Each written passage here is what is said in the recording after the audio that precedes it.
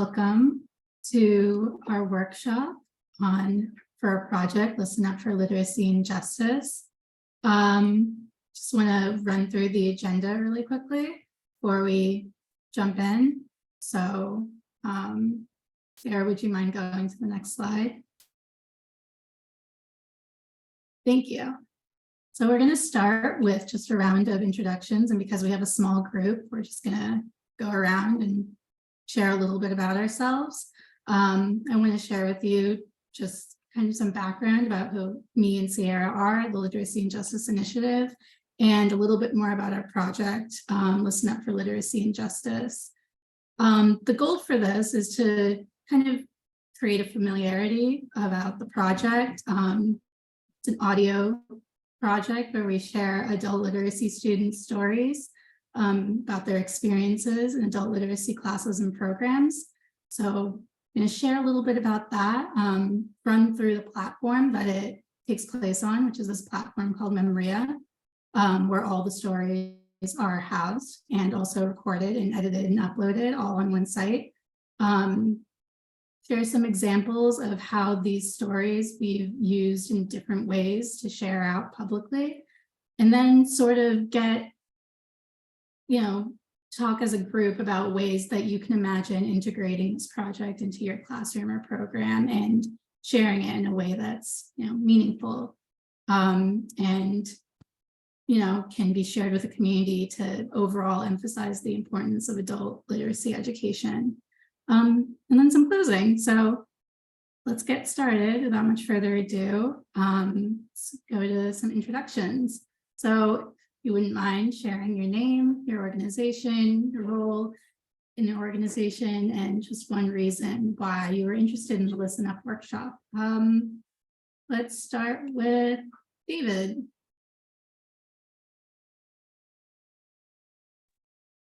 Thank you, Uma. Great hearing that music. I was Googling who that was because I, remember growing up hearing that song, but I didn't remember who it was. And I think it was somebody named Charles Wright in the 103rd, what was it? I don't know, but it's not a name I was familiar with, but a song I was familiar with. So my name is David Hellman. I work with CUNY, City University of New York, out of the central office.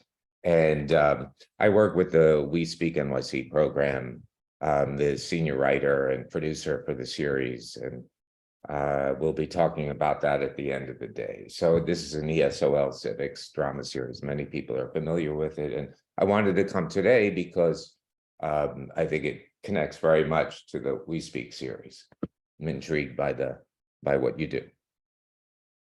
Great, thank you. Thank you, David. Do you want to pass it on to somebody else? Certainly. How about Sierra? Thank you. Good morning, everyone. I'm Sierra Stoneman Bell, and I also work with the Literacy Assistance Center with UMA. I am the Director of Strategic Initiatives, and my main project is the Literacy and Justice Initiative, and this Student Stories project is one part of that. Yeah, I mean, I just think what's more powerful than students speaking for themselves about their experience, and just, as a field, figuring out how to just bring those stories more to light and have more people listen and understand what this is all about. So great to be with you all. Happy Saturday morning. I will pass it to Daisy. Thank you. Good morning to all. I'm Daisy Morales, and I teach Board of Education District 79 Adult Ed. And I got this email, and I love to always learn new ideas or anything that I can bring into my classroom. So when I saw this, I said, okay, and it's on a Saturday, but let me learn something new, and also share with my colleagues. And I teach ESL, and I have all the from beginners all the way to level 5.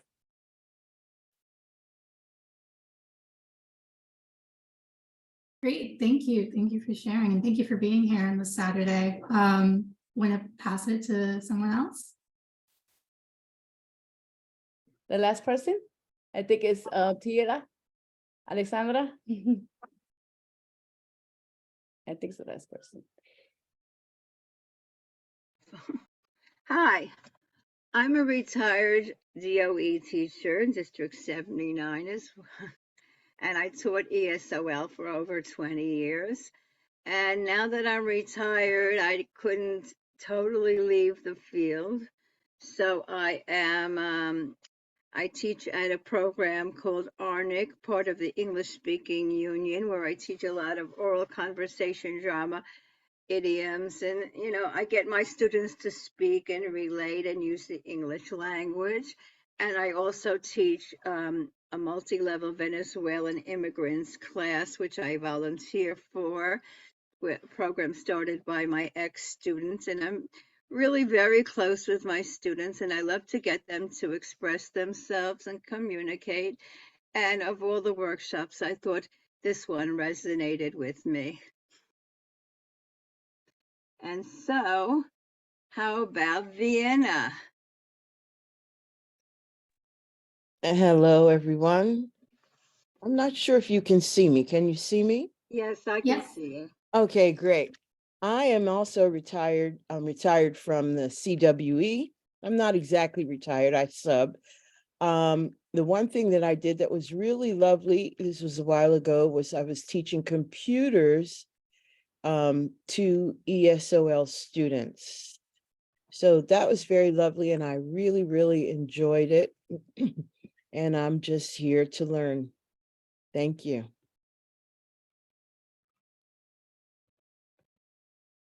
Great, and I think we have a few more people, or maybe just one more person. Selenice, let me know if I'm pronouncing your name correctly, but if you want to introduce. Good morning. Yes, you did. That was the right way. Good morning, everyone. My name is Selenice, and I am a program counselor for adult education at Riceboro Community Partnership. So the reason why I'm interested more in this workshop is because as a counselor, I'm always, hearing about these successful stories and helping with that process. It's always so amazing to see them start from, where you would consider the bottom, and work their way up to where they're now in college or, in their career field. So I love seeing stuff like that. So this is why I chose this workshop. That's great. I mean, I'm so glad. And this project, I mean, you'll see later on, we have a whole sort of collection of students sharing their stories about just that. So I hope you enjoy it, get a lot out of it. And so let's jump into it. And I think Sierra is going to take over this part, introducing who we are in the Literacy and Justice Initiative. So, yep. Thank you, Uma, and great to see you all. It's really great to have this group together, and it's nice that it's a small group because we can really make it conversational. So I'm just to give you a tiny bit of background, the Literacy Assistance Center, which is the organization that Uma and I work with, we're probably most of you are familiar with the organization, but we're an organization that supports adult literacy education programs with training and advocacy and a lot of professional development workshops and data management. And a couple years ago, we started a new project called the Literacy and Justice Initiative. And the goal of it is to really advance adult literacy education in connection with broader movements for racial, social, and economic justice. And so you can see here on the slide, these are the 3 goals of that initiative. It's really about engaging adult literacy students in those movements, and about bringing information about social justice into the classroom, and building that kind of solidarity, and really bringing obviously the issues that are affecting students in their communities into the classroom and giving them opportunities to engage with organizing activities. And then of course the need is so great for adult literacy education programs and opportunities. Part of our work is really to advocate and organize to expand investment and resources so that we can do a better job of meeting the need on a city and state level. So that's, and then we have kind of three main strategies in the literacy and justice initiative. One is around capacity building with programs. One is advocacy and organizing, and one is supporting student and community leadership. And so this Student Stories project that we're focusing on today came out of discussions with adult literacy education providers and leaders, talking about, okay, how can we bring students' voices more into the center of our, especially the advocacy and organizing work. Obviously, they're at the center in the classroom, but kind of bringing them out more. So that's kind of where this sits. And if you want to get more involved, if you want to get on the mailing list for the Literacy and Justice Initiative, I'll put the website in the chat, and you can get on the mailing list, or contact either one of us if you want to get more involved. But we had a student leadership committee who helped us come up with this project. And I'm going to pass it back to you, Uma. Great, thank you, Sierra. So in the same vein of bringing students' voices into the classroom, that's kind of what also helped inform this project, Listen Up for Literacy and Justice, which, as I briefly mentioned before, is a project, an audio stories project. So there's no video, it's just audio recording, where students can share their experiences in adult literacy programs and classes. And the overall goals of the project are to connect adult literacy students across New York to sharing their experiences and ideas and the impact of adult literacy education on their lives and in their communities. We also share these stories out publicly. Students have the option on the site to be anonymous, which I'll go into a bit more later. So their privacy can be protected, but we also want to use these stories as a way to kind of let other people know that adult literacy education is really important and has an actual impact on real people's lives, and kind of hearing that from the students themselves rather than on behalf of us doing on behalf of the students.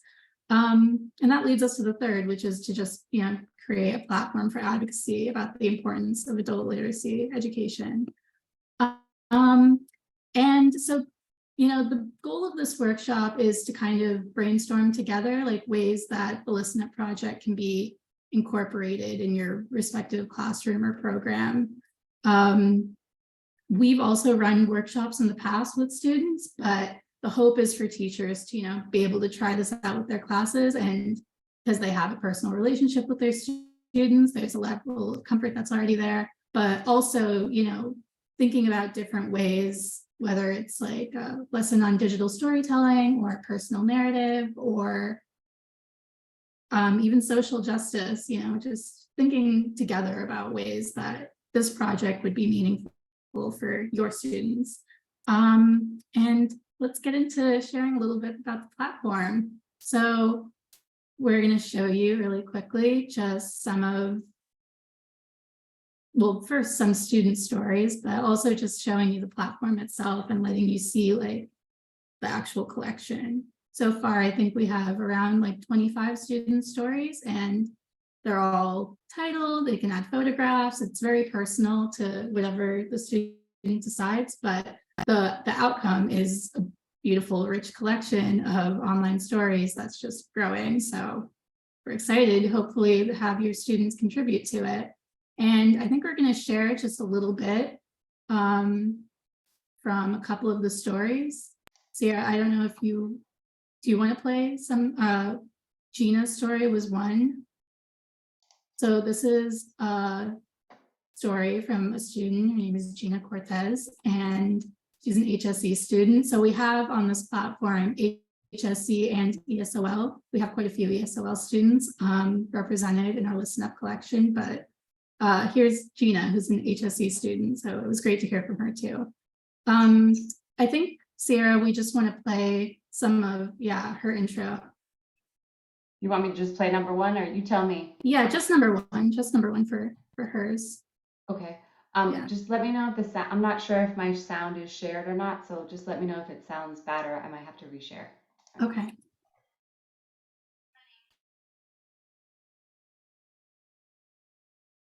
I think you might have to share your sound again. Yeah, I had a feeling. Okay, give me 1 second. Sorry. Okay. Yep.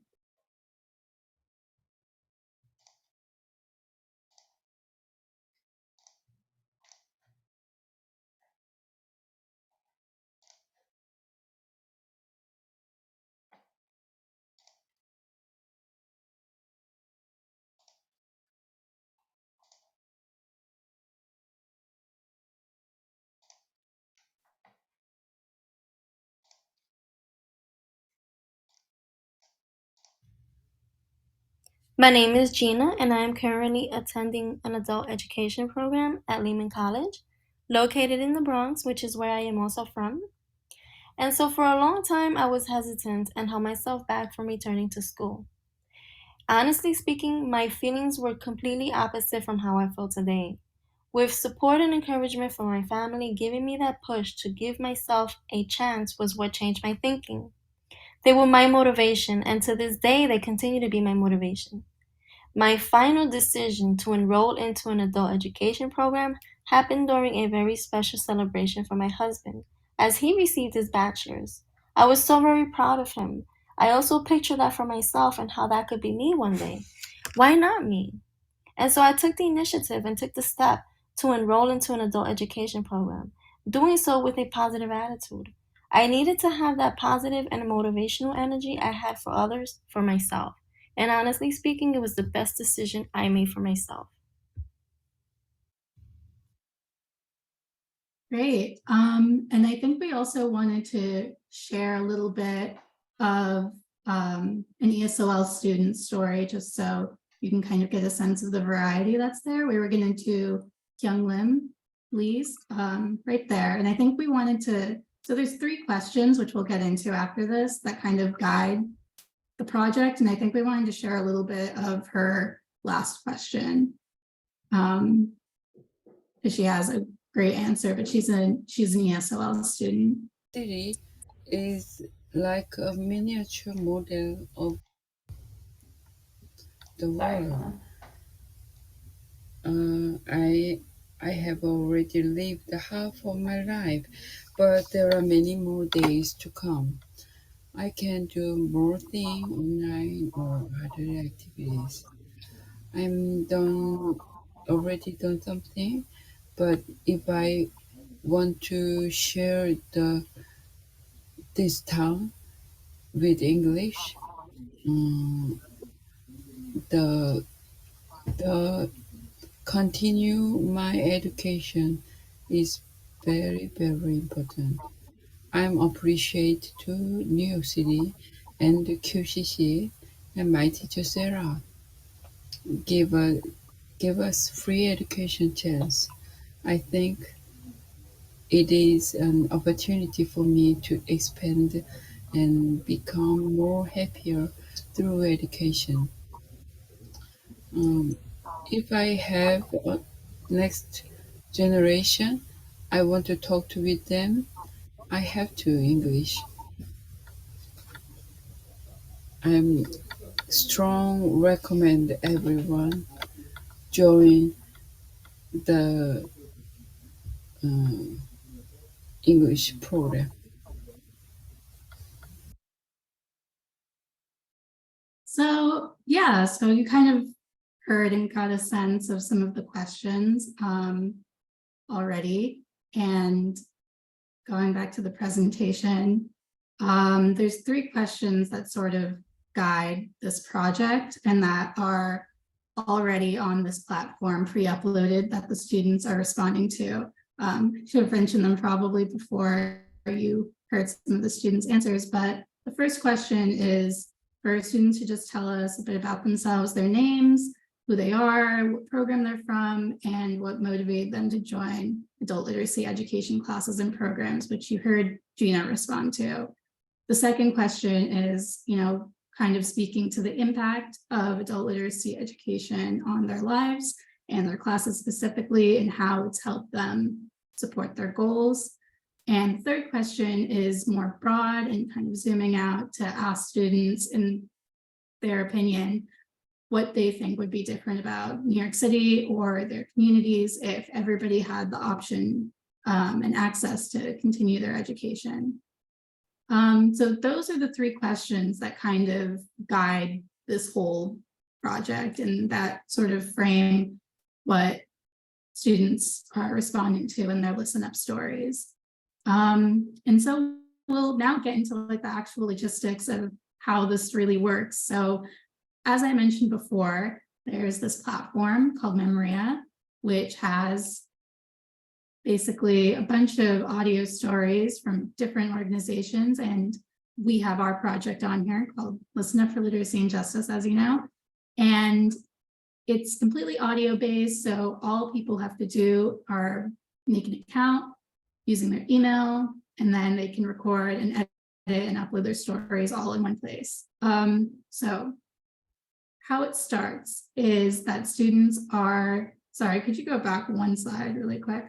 Students are shared this link to the Listen Up Story request page, which is sort of an invitation for them to, get started and create an account and start telling their story. So this is kind of what they see initially. And when they click the Tell Your Story button, they're prompted to then create a login, which, basically just involves, creating a username and password, last name, email.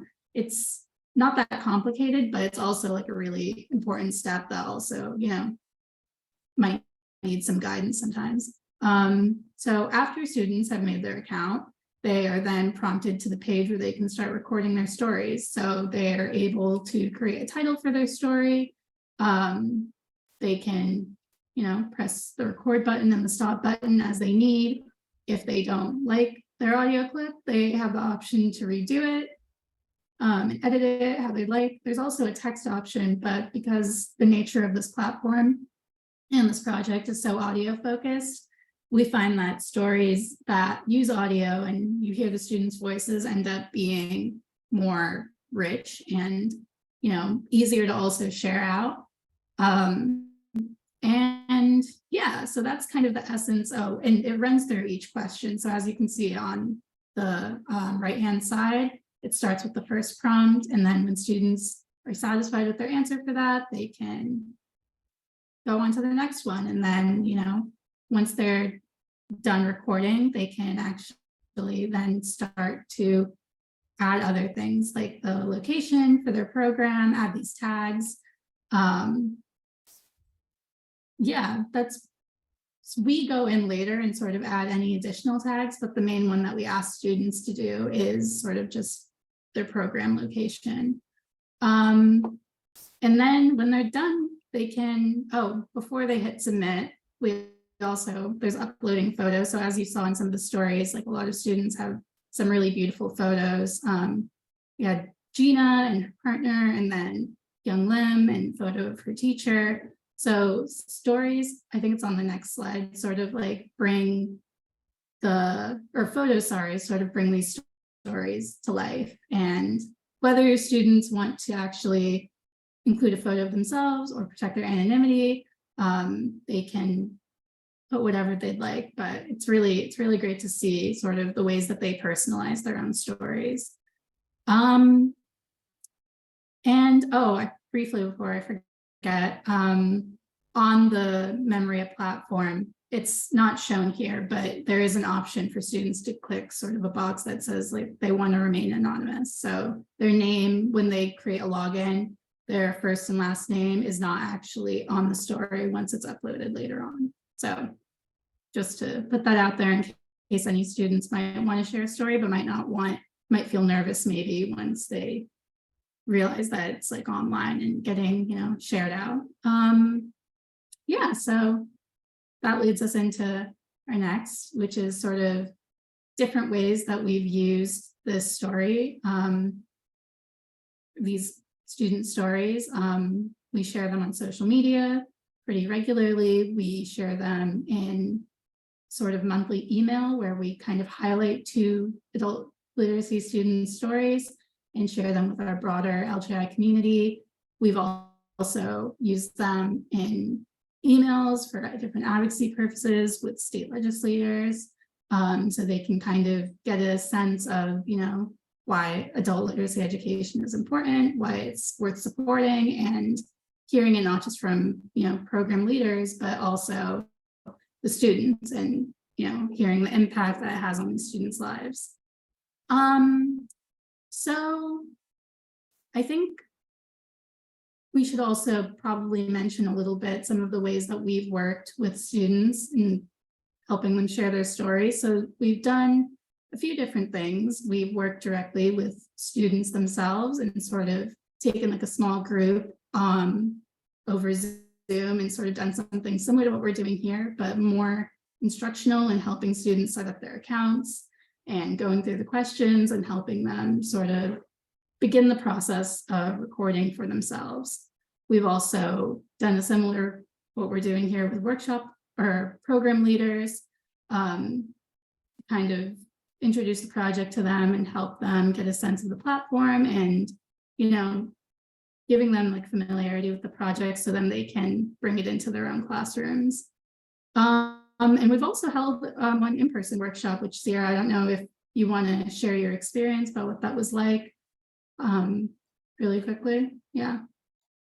Yeah, for sure. So we partnered with a teacher in it was like a pretty like intermediate to advanced ESL class at BMCC.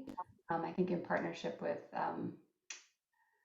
I always forget the AMPHS, which is Academy of Medical and Public Health Professionals, I think it's, or Public Health Services. And it was great. The teacher had kind of introduced the project ahead of time, and then I went in and spent, she basically gave the whole class period, which was like a long block. It was kind of like, I think we had like 3 hours or something, which was good because I think one of the things was like, we did underestimate a little bit how long it would really take to move students through the whole process. But, I kind of gave an overview. They had already been introduced to the questions. They had a bunch of questions about, how it would work.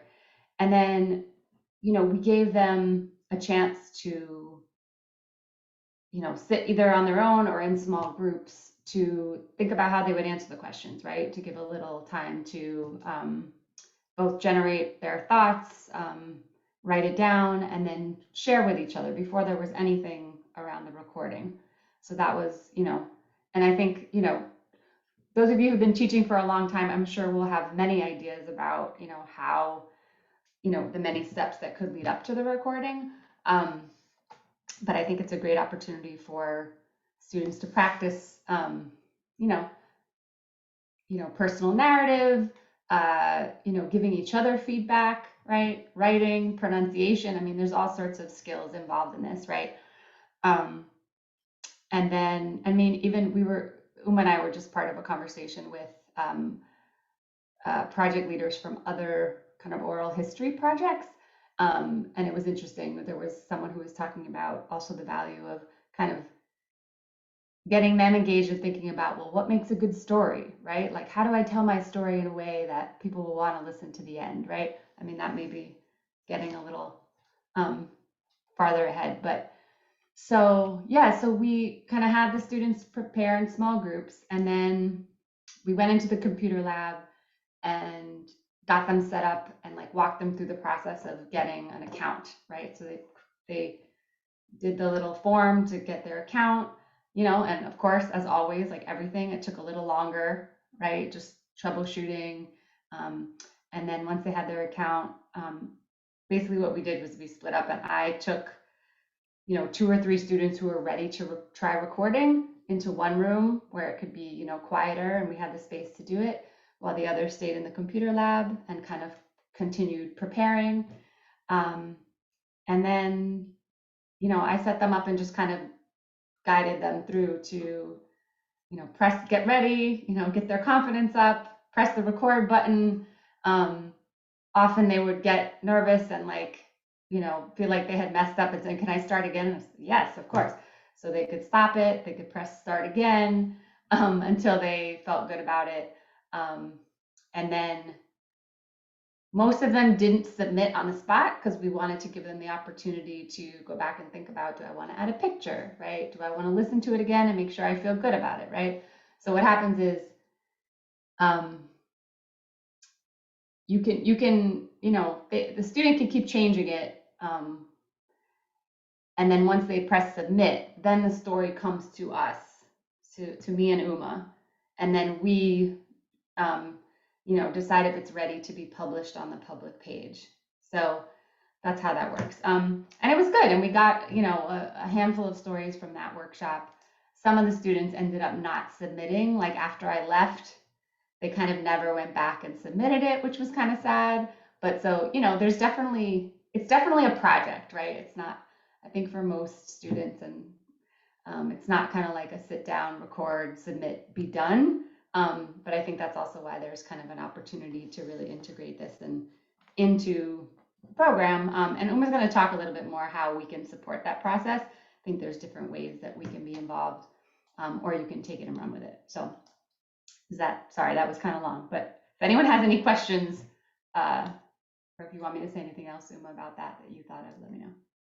No, that was great. I mean, yeah, so now you have sort of a sense about the different ways that we've sort of helped bring this project into different spaces for students and program leaders. But, one of the things that is often hard is we don't have a direct relationship with the students. So sometimes it, takes a little bit to be comfortable enough to kind of share some of this openly with people you might not know so well, like me and Sierra, or, if students later on, like it's not like as Sierra was sort of saying, it's ongoing. So having a relationship with the students already and being able to, check up on them and check in on their story is something that we don't always have the capacity to do in some of these settings that we've run this project. So this is also why we think it might be more effective for program leaders and teachers to think about ways that this project could be incorporated into a lesson that's meaningful for their students and can be then sort of taking more ownership of the project in their classroom. And that brings us to our breakout groups. So because there's very few of you, it might just be pairs, but here are some of the questions that we want you guys to maybe think about in the next 10 minutes that you're in breakout groups. What are some ways that you can imagine this project being engaging for your students in your own classrooms or program? And beyond the classroom, what can you see this collection of your students' stories being used for, and how else might they be shared in a way that would be impactful and exciting for your students, but also your program and your community? So I'm going to put the questions in the chat and put you guys in breakout groups. Sierra, did you want me to do that? I don't got it. But, oh, okay, great. I got it. But any questions before we do that conversation? We'll come back and have time for that too, but. Yeah. Okay. In 10 minutes, Uma? Yes, 10. Okay. 10 is good. Yeah. All right.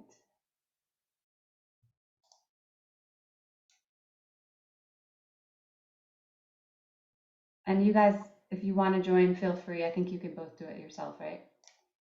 Or I can move you if you want. But. Okay. How are you feeling, Uma? Oh, it's just us now. Yeah, no, I feel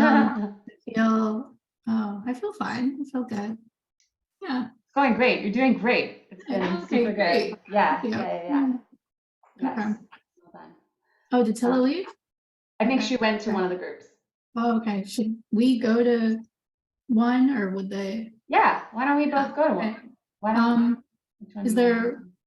I'll go to any of them, really. I'll go to room 1 because there's only 2 people. I'll send you to 1 and I'll go to 2. Okay. Wait, it says assign. I can join. I can just join. Can? Yeah. I can assign you to. I don't think you're assigned to a room. You can see it? Oh, okay.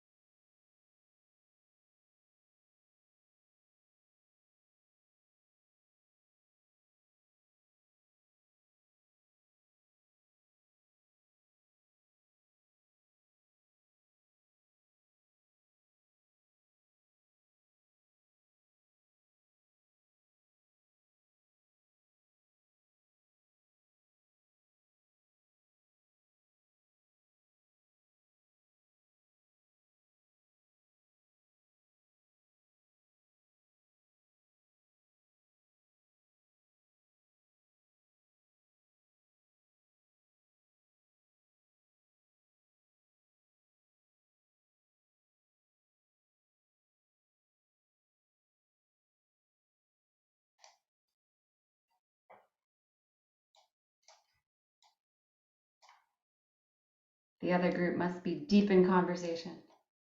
They're using every last second. We lost Tilla though. What happened to Tilla?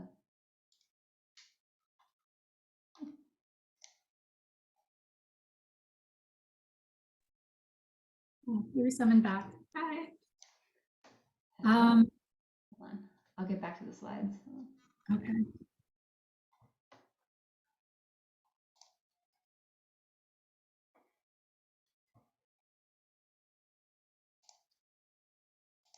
Well, we had a really great conversation about different ways that this project could be, used in programs. So now it's a chance for us to kind of share as a group, sort of what we talked about. So does anybody want to get us started?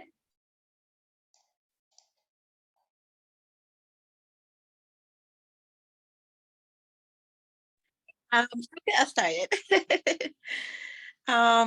So what I was discussing in my group with Oma and David was, like I said, I'm the counselor for the GED HSE program, and majority of our students, I would say 80%, are undocumented. So towards the ending of this whole long road that they go through, being able to share their stories and the steps they had to go through, I feel like this would be a great way, even if they are anonymous, just to let it go out of their system. Like, look, I did this. This is something I did. This is something you guys can do. And from seeing it from undocumented students, especially because it's more difficult here in the United States, in New York, for them to even have that, that like, oh, I can do it. When other people see that, they go for it. So I feel like this program definitely, this is something that I would bring when I'm doing my counseling. Like, hey, there's this, great program. Would you like to share your stories? I would love to share the stories already uploaded to them so they can see that they're not the only ones that are going through this. There's so many others. And just hearing their stories are always great. No, that's great. Thank you. Thank you for sharing. And I think it would be really exciting to hear from your students. So I hope some of them choose to share their story with us. Yeah, who else? I guess I'll follow up since I was in the same group and just from a different position, working with both the City University and the Mayor's Office of Immigrant Affairs with the We Speak program at the City University. I'm excited about sharing this project with the CUNY Language Immersion program directors and faculty. And so that program operates on 9 campuses, and there are a lot of classes that could be interested. Actually, to tell you the truth, I can also share it. Why not? I mean, it makes all the sense in the world with the adult literacy class program too, and that's even bigger. So CUNY has a lot of programs that should know about this project, and I will share it with them. And then at We Speak at the Mayor's Office, We Speak is a drama series. It's a TV kind of drama series, and it's not just broadcast on TV, it's also streaming, but it takes a narrative-based approach to building language skills and advocacy skills. So with the Mayor's Office has a free conversation class project. Students watch videos, the We Speak videos, and then they talk about the topics, how to get further information and solve problems relating the topic of the episode, healthcare, housing, etc. So it would be great if that project would like to incorporate this too as a something that students could do to share their own stories and record them if they like. So it's a matter of whether the program director there at Mayor's Office wants to incorporate this and introduce this to facilitators. Frankly, I think it's beautiful, looks great, and why not? Great. Yeah, that would be really exciting. Oh yeah, Tilla, yeah, there's an evaluation that I think I've already been shared in the chat at some point. I didn't put earlier, it in but- yet. Oh, okay. I'm giving you a heads up that in 5 minutes I will put it in. Great. No, thank you. Thank you. So there's that to fill out as we kind of close out. But is there anything from the other group that you guys wanted to sort of share about what you talked about? Well, I can remember what the other people said. They said they use it for recruitment, for practice and sharing, for bulletin boards, for PowerPoints. I don't know. And we were all excited about getting onto the platform. But if anybody else in my group has more to say, please say it. You said it all. Okay. Said it all. David, I want to ask you, you talking about We Speak New York City? Oh, we love it. I love that. My students love the seeing the video, and I always use the booklets is a great program. Yeah, it's fantastic. It's fantastic. Yes. Okay, well, if anybody has any other sort of responses to the questions, feel free to jump in. You can take these last few moments to kind of, go through any reflections that you have about the project, or questions or concerns, even, things that barriers you might come up against in, integrating this project, and maybe we can talk about ways that we can address it. Yeah, so I any have a responses? question. Yeah. Uma, I have a question. I was looking at the tags because I went and looked at went back online just to look at the stories, and Mhm. you mentioned the tags. So how did the participants choose the tags? Are there a number of options, or how does that happen? So you actually write in the tags yourself. At the end, we'll share a link to like a full document with the instructions, with screenshots and everything else. Thank you, Tilla, for the evaluation link in the chat.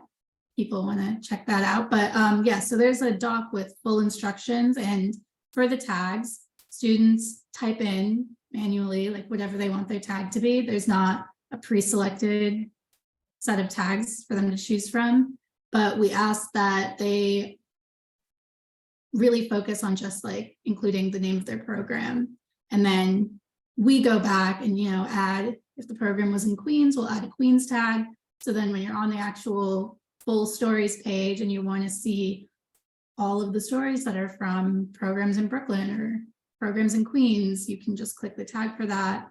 And it's all sort of organized by us. Oh, and thank you, Sarah, for sharing so people can kind of see what I'm talking about.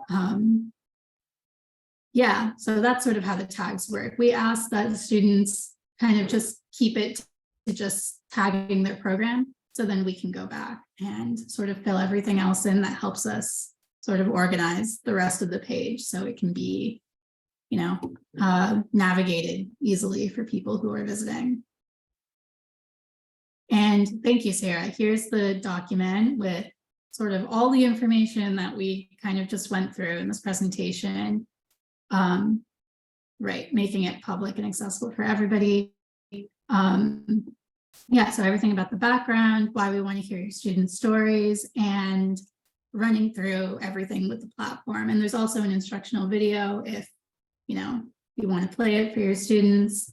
It's me going through what I just went through, and I go through and set up an account and go through the stories project. Yeah. Yeah, so that kind of has all the resources about this project that you might need, but there's also, we're here, we're available. If you have any questions, we'll share our contact information again at the end. Are we going to get a copy of your PowerPoint? Yes, Okay. yes, you will. I need to follow up with Nell to kind of figure out how that might work in terms of sharing out these resources at the end. But I will be in touch with you all with. And besides my doing with my students, I think I want to tell my administrators about this project, because I think other teachers and other classes would love to participate. Oh, that's exciting. Great. We'd love to keep this collection growing. So it's awesome. And also just want to encourage you all, if and when you do kind of look more deeply at this and have questions or want support with it, to reach out to Uma or to me, because we can help. That's what we're here for. And whether it's with, thinking about how to approach it, or if it's actually coming to your program and supporting with the recording process, or maybe you want to identify, I don't know, maybe only 2 students want to do it, and you need support with the recording process, we can come in and do that with them. So just think about what you need and be in touch with us. Also, one other thing that I mentioned in the small group that I was in that you might just want to know is that I could go back and show you, but let's see if I can show you. It's cool. So like each story, if you click on the story, has its own link. Now, where is this link? Let's see. Do I have to go back? I think you need to click the share. I think the link shows Oh, up. yeah. Okay. Yeah. So, so basically, like if you had two students who recorded their story and we published it on the page, you could then copy just the link to their particular story and, send it out, or, embed it in a website that was specific to the program. And then there's this other option, which I could just show you. The platform itself turns it into a little slideshow. So here, I'll just show you how it works so you can see.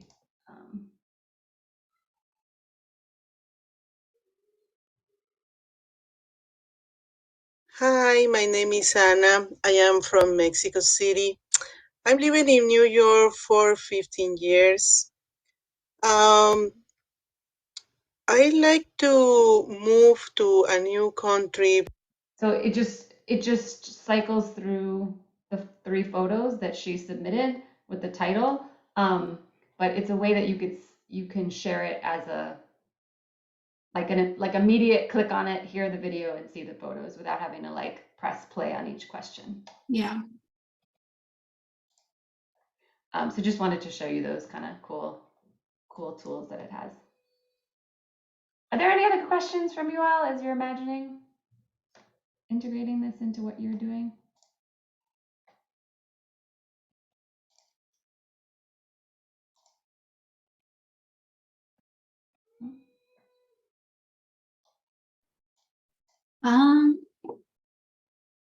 Okay. There's, Celanese, I think, got kicked off. Okay. Oh, Back.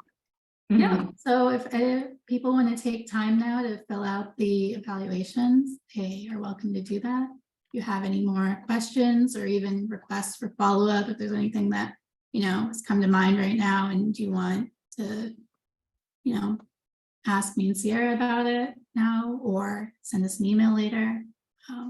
Yeah. I just want to say that this was really well done, an excellent presentation, just enough information to whet our interest and get us involved. And thank you so much, Sierra and Uma.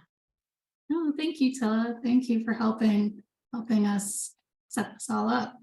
And it's been great. And thank you everybody for joining and being interested in Listen Up for Literacy and Justice. And we really hope to hear from your students, and this is exciting. I can't wait, actually. We love whenever we get a new story. It's very exciting for us because it's just like another story to add to this collection. And it's great to hear just the diversity and variety of stories that can be on this platform. So. Thank you. I'm looking forward to navigate in the program and also share with my students. And then from there, we'll see how many of them will try to do their story. But thank you. It was a very good information and something new.